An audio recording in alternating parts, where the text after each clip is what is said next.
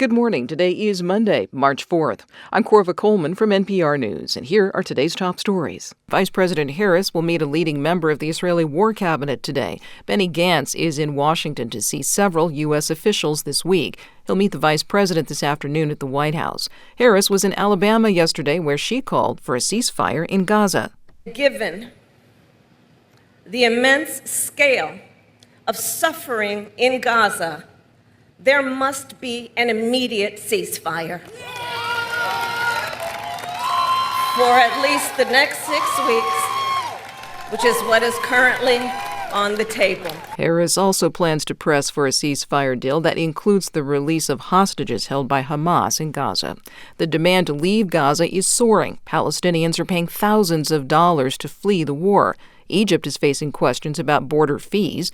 NPR's Daniel Estrin reports from Tel Aviv these can reach $5,000 a person. For most people in Gaza, the only available pathway out is to pay an Egyptian travel company, according to Palestinians who recently left. One mechanical engineer, Mazen, told NPR he spent $20,000 to take his family of 4 to Egypt. After we lost everything in Gaza, all our possessions, we have to collect the amount of money, which is a big sum, just to buy our lives. He spoke without his full name to protect his residency status in Egypt. On March 1st alone, around 400 Palestinians who left Gaza paid around $1.3 million total, according to an NPR estimate. Egypt's foreign minister told Sky News he wanted to eliminate the practice.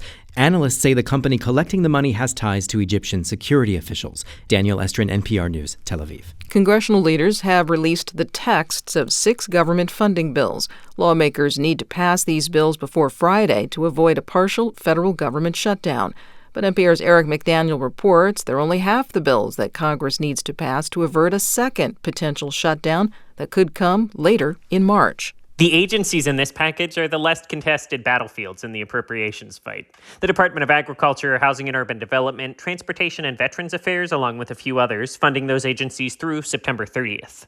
The bills will lose support without the partisan policy riders that some House Republicans had been pushing for, so Speaker Mike Johnson will have to rely on Democratic support to pass the bills.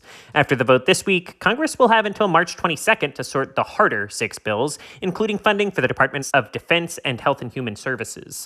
Lawmakers are already 5 months late to these deals. They'd been extending funding for just a few weeks or months at a time, hampering federal agencies' ability to plan. Eric McDaniel, NPR News, Washington. Former President Donald Trump won 3 Republican presidential contests over the weekend in Idaho, Missouri, and Michigan.